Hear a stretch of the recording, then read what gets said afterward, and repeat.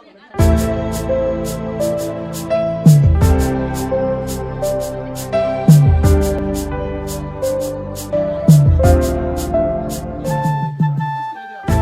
response to the displacement caused by the Boko Haram insurgency in the northeast of Nigeria, many humanitarian agencies are providing monthly assistance to affected families in the form of cash or vouchers instead of in-kind assistance.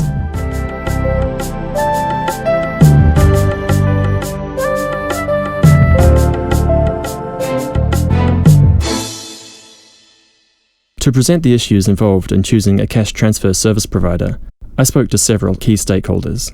Which options did you consider in providing assistance, and why was cash or vouchers transfers selected? We were trying to find a solution that kindly sort of brings a balance between security as well as meeting the needs of the people in the Northeast. We saw the indicators for food was very high for both IDPs and host communities, and for that reason we felt it would be better to have a combined voucher system where we actually provide both the cash voucher and the food voucher system.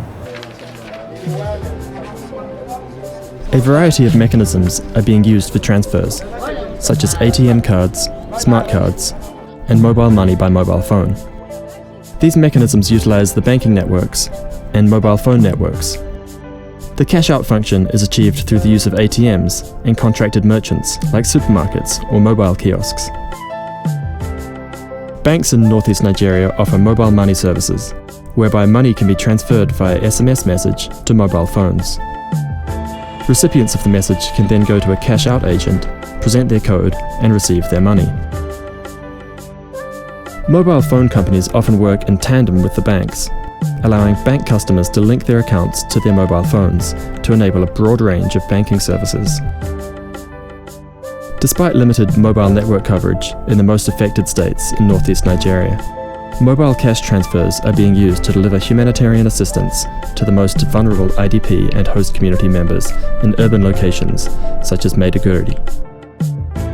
As banks and mobile phone companies seek to enhance their market share, humanitarian organizations these days have a wide range of options for choosing a cash transfer service provider.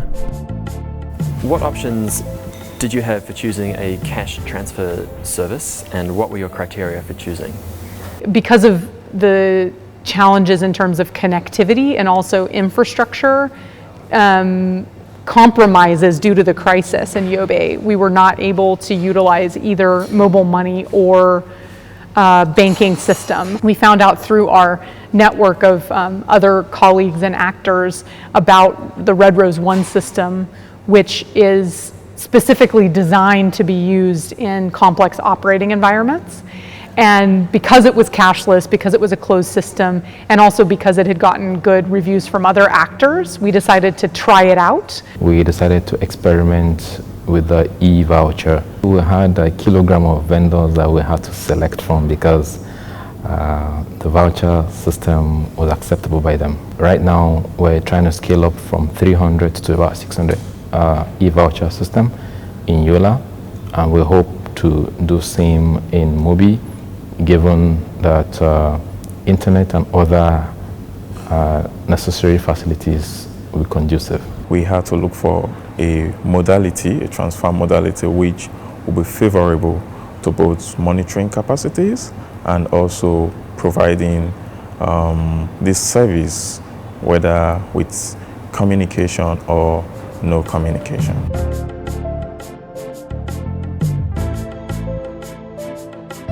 Have you had any challenges to register people for the service? For the product that we use, basically CRS functions as the bank. We don't use a bank that puts money into the cards. We liquidate our vendors directly after sales periods are completed. So because of that, we really have avoided needing to deal with any of the Know Your Customer regulations. You will hardly see them with the card until when they understand that the money is credited to the account. Distributing the cash is part of the challenge, especially for people with restricted mobility or illiteracy. We use a network of volunteers at the grassroots level. It's in settlements across our target communities. And those volunteers work with all of the different beneficiaries. They know them well. People with elderly, pregnant and lactating women, people with disability, I actually give preference to during the distribution of food or maybe cash. We will sign small paper to them to go there. And we are already verification. They receive their cash. That's why we are here. Since 1 week completely, we are been starting make this work for people to assist as a community leader. Very good. Yes. And you know everybody, so you can verify that they receive. Electronic record keeping has made monitoring programs easier, but agencies still face challenges and have made important changes to their projects. Northeast Nigeria, basically it has its own sort of challenges, the biggest one being insecurity from the insurgents itself. And using an e-voucher technology really helped us with that because we only had to do the distribution once, basically. Coordination was a big challenge. A lot of actors were coming in at that time, and you want to know who is working where, what, and why. And that has really been solved with the cash technical working groups, the sector working groups that have been in place.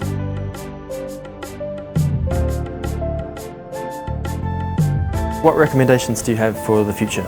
I envisage a situation where maybe one day we all come together and pool our resources together in a one multi-purpose card system where we are all putting resources on one card so that each beneficiary will be able to access almost a full package of assistance. Many other organizations are coming into this very state where we are, especially Adamawa.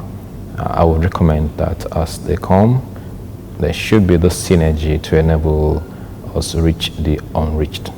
We can't control what people choose to buy, and that is actually a very, very good thing for people who are in the midst of crisis, that they're given autonomy and dignity in their purchasing power.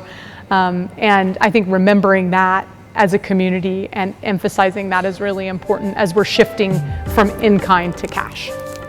Humanitarian organizations in northeast Nigeria grapple with the challenge of operating in an insecure environment. Despite this, successful cash transfer programs are running, using a variety of mechanisms, including paper vouchers, e-vouchers, mobile cash, and smart cards. These scalable mechanisms are increasingly favoured by humanitarian organisations seeking to give greater choice to their beneficiaries and at the same time increase their ability to monitor their programs.